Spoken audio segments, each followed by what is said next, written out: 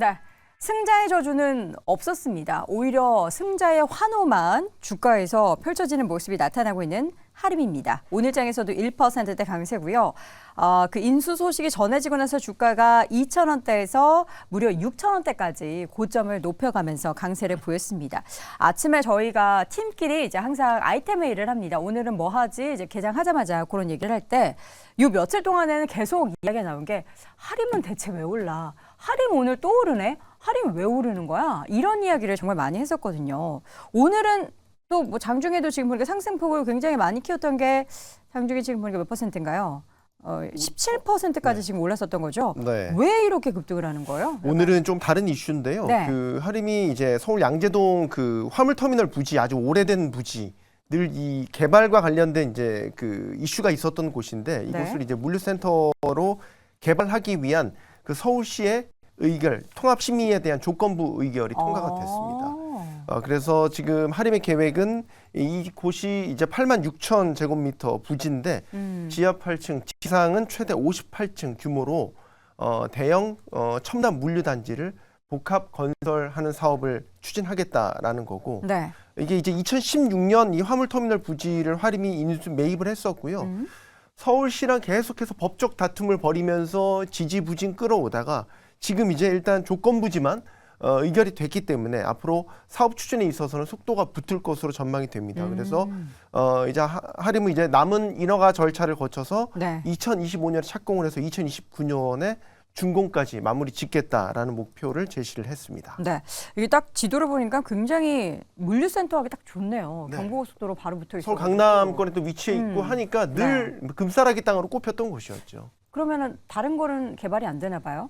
뭐 아파트라든지. 네, 복합적으로 개발을 합니다. 복합적으로. 그러니까 지금 이제 그 할인 땅에 대해서 이제 관심을 갖는 가장 큰 이유가 네. 그 땅이 그냥 뭐 화물 터미널로만 쓴다라고 하게 되면 별로 관심을 안 갖겠죠. 그쵸. 근데 서울 들어오는 초입에 주변에 특별히 고층 건물도 없습니다. 네. 그러니까 우면산이 있다라고는 하지 뭐 청계산이 있긴 하지만 뭐 주변엔 특별히 없는 상황이기 때문에 상당히 이제 거기에 고층 아파트나 아니면 뭐 주거 시설이 들어오면 상당히 고가로 팔릴 가능성이 높다라고 지금 예상들을 하고 있는 상황이고요. 또 거기 엄청 네. 막혀가지고. 네, 뭐 그렇지만 거기 뭐 주변에 이제 이번에 이제 조건부 그 허가가 나온 것도 네네. 지금 신분당선의 그 해당 지역에 이제 역을 하나 만드는 거 조건이 있는 거고요. 네. 그다음에 그 양재 그 IC에 대해서 이제 다시 조금 이제 그 구조를 이제 변경하는 그런 비용도 납부를 해야 된다라는 겁니다. 네. 그러니까 가장 이제 관심을 받는 게 뭐 여러 가지 이제 뭐 복합 시설에 대한 부분이 있긴 하지만 그보다도 아파트하고 오피스텔이 거기 뭐 지어질 예정입니다. 특히 이제 오피스텔 같은 경우에는 이제 이게 분양가 상한제에 해당이 안 되기 때문에 고급화를 짓는다라고 하게 되면 상당히 고가의 오피스텔로 판매가 가능한 그런 지역이다라고 보여지고요. 그러다 네. 보면 지금 뭐 들어가는 금액이 뭐 6조 4천억 정도 들어간다라고는 하지만 그거보다 더 큰 금액의 그런 이제 분양 수익을 기대해 볼 수 있다. 만약 양재동 프로젝트가 예상대로 정상적으로 작동을 한다라고 하게 되면 뭐 하림이 이번에 인수하는 HMM에 인수할 때 들어가는 차입금의 상당 부분도 이 분양 수익으로 해결할 수도 있다라는 그런 기대감이 시장에서 나온 거다라고 보시는 게 맞지 않을까 싶습니다. 네. 부럽네요. 이렇게 좋은 땅 가지고 있고 이걸 또 드디어 뭔가 허가를 받았다라고 하니까 굉장히 또 부럽습니다. 테이블고수 이런 이슈 하림의 주가를 추가적으로 어떻게 끌어올리는데 영향을 주겠습니까? 표정을 보니까 아니네요. 돈 쓴다는데 주가가 올라가는 게 이게 뭐 맞는 건가라는 투자를 생각도. 하는 거죠. 투자. 약간 투자를 할 만한 돈이 있는 상황에서 내 돈으로 투자한다 그러면 주가가 올라가겠죠. 근데 내 돈이 아니지 않을까요? 6조 단위라고 하는데 네. 하림은 뭐 제가 이렇게 말씀드리면 뭐 관계자분들은 좀 이렇게 좀 뭐 기분이 나쁘실 수 있겠지만 닭 팔아서 장사하는 기업입니다. 얼마를 팔아야 6조가 될까요? 그렇게 무시하면 안 돼요. 우리 삼성전자의 시초가 뭡니까? 설탕 팔았습니다. 하림 기준으로 지금 네. 연간 실적 2022년 50억 이익 냈고요. 네. 2021년 135억 이익 냈고요. 네. 돈이 없습니다. 그리고는 지금 이 양재동 물류센터 지난번에도 이 자리에서 말씀을 드렸지만 양재동 물류센터 초기부터 무슨 돈으로 개발하냐 그러면은 페노션 자금으로 개발한다 얘기 나왔고요. 요새 페노션이 너무 주가가 페노션 자금으로 지금 HMM 인수하고요. HMM 인수 자금으로 HMM이 들고 있는 유보금으로 개발하겠죠. 그러면은 전반적으로 놓고 봤을 때 하림 그룹은 커집니다. 하림 주주, 네. HMM 주주, 네. 페노션 주주한테는 돌아가는 게 있을까요라는 부분에서는 보셔야 됩니다. 기업은 커지겠지만. 기업 자체는 커질 수 있는 그런 뭔가 시스템이 만들어지고는 있지만 네. 주주들에게 돌아갈 부분에 있어서는 물음표를 던질 수밖에 없다. 네. HMM 인수 초기부터 계속해서 말씀드렸던 거는 이미 페노션이라는 전례가 있었다. 갖고 있던 그 현금을 가지고 하림의 유동성을 좀 더 돌리는 역할을 했었고 이번엔 추가적으로 그걸 통해서 HMM을 인수한다라는 이 부분에 있어가지고 우리는 주식을 보실 때 좋은 기업과 좋은 주식을 분명히 나누어서 보셔야 되고 네. 지금 하림그룹이 좋은 기업이라고 하고 가능성 있는 기업이라 할지라도 좋은 주식은 아닐 수 있다라는 점에 대해서 말씀을 드리고 싶은 겁니다. 알겠습니다. 네. 만약에 하림이 그 계획한 대로만 다 된다라고 가정하면 말씀하신 대로 이제 우리나라는 선분양 제도이기 때문에 분양을 먼저 하거든요. 그럼 이제 분양을 통해 분양비를 받잖아요. 계약금이나 중도금 이런 것들을 받고 그걸 가지고 공사비를 대체하거나 이제 이런 식으로 구조를 갖고 있거든요. 네. 근데 이제 2025년에 착공 지금 계획을 갖고 있고 만약에 이걸 자기 돈 주고는 다 사업 개발을 못 한단 말이죠. 그래서 보통은 우리가 프로젝트 파이낸싱 대출을 금융권을 통해서 자금 조달을 하지 않습니까? 그래서 금리 부담이 조금 낮아진 상태에서 PF 대출을 받고 그다음에 일부 분양을 시작을 해서 이제 분양 대금을 받고 이런 것들을 이제 사업이 원만하게 잘 추진되고 네. 또 분양에도 성공 히트를 친다면 그렇죠. 정말로 이제 뭐 HMM에도 이 분양 개발을 통해서 나온 사업 자금 수익 가지고 일부 긍정적으로 전용해서 쓸 수 있는 것이고요.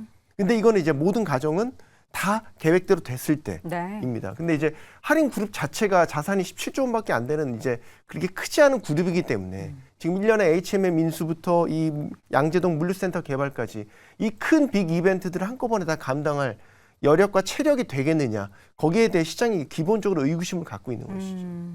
문제는 해결하면 된다라는 정신으로 사업을 하긴 하지만 하림에게 좀 이렇게 지금 현실적으로 봤을 때는 그 숫자가 잘 맞지 않아서 주주 입장에서는 불안감이 생길 수밖에 없는 것 같습니다. 유상증자하면 됩니다. 그것도 악재 아닙니까? 그렇죠. 유상증자를 해서 사업을 한다 그러면은 이거는 충분히 사업성이 있다라고 볼 수 있는 부분이기 때문에 기업이 성장한다라는 부분에 대해서는 말씀을 드린 건데 그렇죠. 그러니까 유상증자를 한다 그러면은 주주님들 돈 주세요라는 거잖아요. 네. 근데 올해 같은 경우에도 이제 유상증자를 통해 가지고 주주의 뒤통수를 때린 기업들이 한둘이 아닙니다. 우리가 그런 부분에 있어 가지고 이게 주식의 관점에서 좀 냉정하게 보셨으면 좋겠다. 네, 네. 뭐 그렇게 말씀을 드리는 거니까 너무 기분 나빠하진 않으셨으면 좋겠다라고 정리하도록 하겠습니다. 네.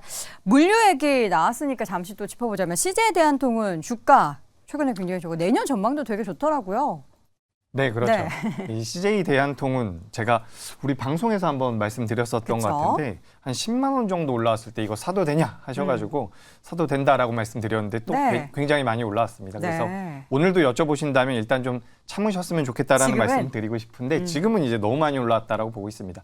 주가라는 것이 어쨌든 이격을 벌렸다가 좁혔다가 이렇게 진행이 되는 상황이기 때문에 지금 이격이 너무 많이 벌어졌다라고 보고 있습니다. 다만 이제 기업에 대한 성장성은 저는 긍정적으로 보고 있습니다. 지금 이제 세 가지 정도를 보고 있는데 첫 번째는 이제 알리익스프레스에 관련되어 있는 모멘텀이 계속해서 이어질 가능성이 높다. 중국 쪽에 대한 모멘텀이 부각될 가능성이 높다라는 거고 소형 택배가 계속해서 늘어나고 있다라고 합니다. 저도 집에 가면 택배가 굉장히 많이 와 있는데 요 고마진 택배에 관련되어 있는 메리트 그리고 이제 이 물류와 관련되어 있는 부분들이 계속해서 이제 자동화가 진행된다라고 한다면 영업이익률이 좋아질 가능성이 굉장히 높다라는 거죠. 그래서 그런 내용들이 이제 부각이 된다라고 한다면 추가적인 상승 가능성도 있다라고 보는데 저는 일단 지금은 좀 자제하시는 게 좋지 않을까. 그리고 보유하고 계신 분들 같은 경우는 좀 더 보유하셔도 되는데 이게 어쨌든 보유하신 분들과 신규 진입자들의 입장은 굉장히 다릅니다. 고점대에서 따라 들어가는 건 부담이 된다라고 생각을 하고요. 신규로 본다라고 한다면 접근이 가능하다. 그리고 대한통운이란 기업에 대해서는 긍정적인 의견 드려보도록 하겠습니다. 네.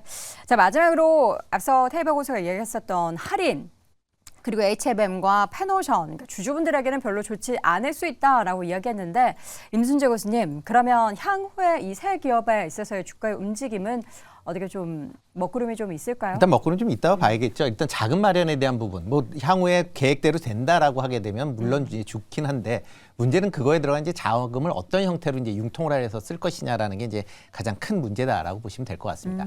지금 뭐 가장 이제 지금 키가 되고 있는 회사가 이제 페노션이다라고 보시면 되는데 네. 지금 본다라고 하게 되면 페노션 같은 경우 이제 하림 회장도 얘기했듯이 3조 원 정도의 이제 유상증자를 하겠다라고 얘기를 하고 있습니다.